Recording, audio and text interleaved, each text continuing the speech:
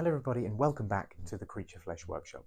Now today I'm very excited to be back in the shop because we are starting a new project which is going to be our second silicone creature mask.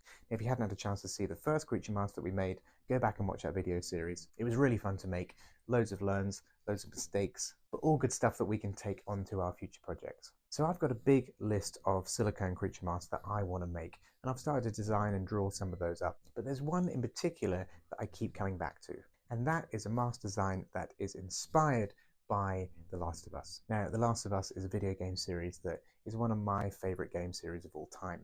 And with the recent release of the new Last of Us TV show, it's really inspired me to make that my next silicone creature mask. And in fact, the first mask that I ever made was a latex creature mask of a clicker many, many years ago. But I think that was one of the big things that inspired me to do all the stuff that I do today. So with all that in mind, it seemed like the right time to come back to this mask idea. So without further ado, let's get into the video.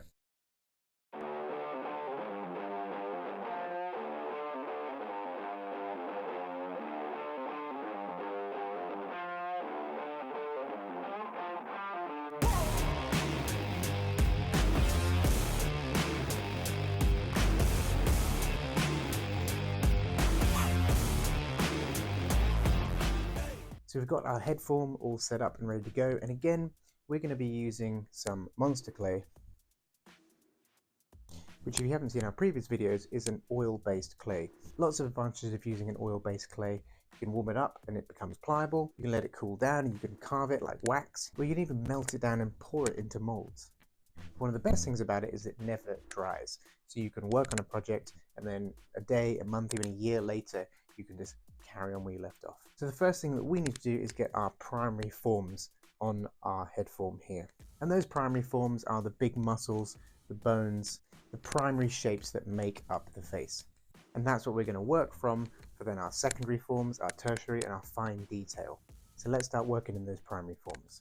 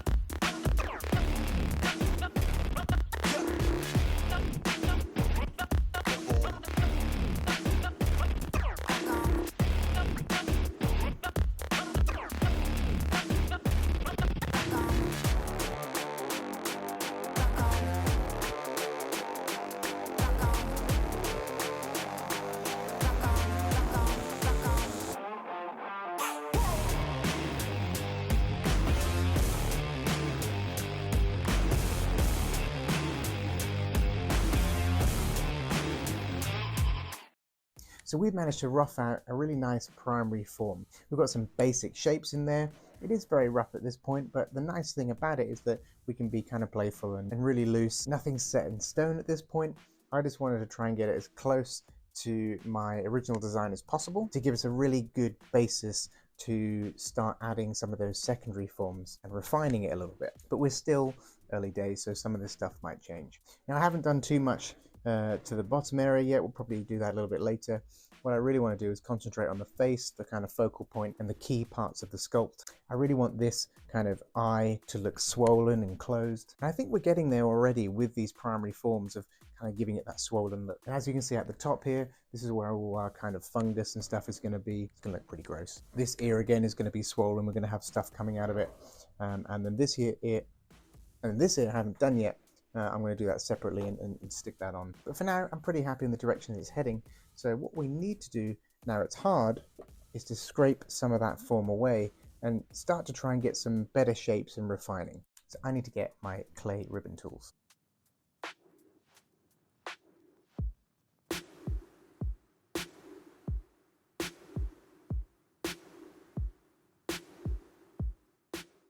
Now I'm going to go in with these larger clay ribbon tools.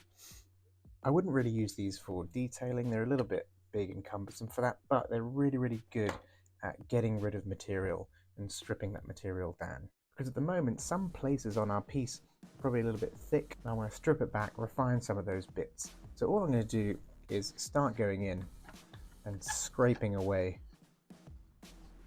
at some of those forms.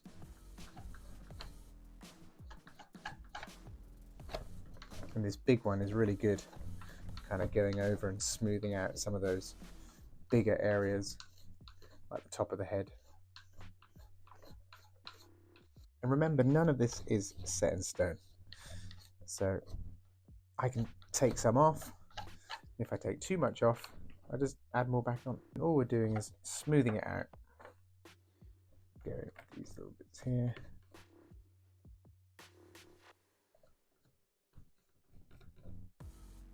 And when I'm taking this material away, I'm kind of trying to go with the shape of the form.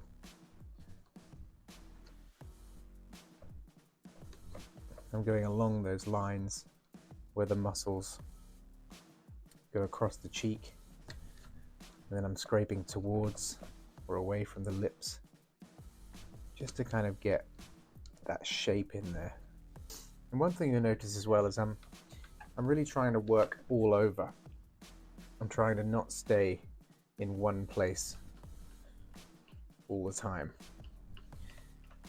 It's very easy to get zoned in on one little piece, and then you realize that you've got a whole sculpture to deal with. So I like to try and take a little bit off over here, and then I'll work over on the other side, and just try and kind of zoom out and have an overall view of the piece, because we're not even detailing it yet. All we want is a overall form, and then we can start the fun bit, which is doing all those little details.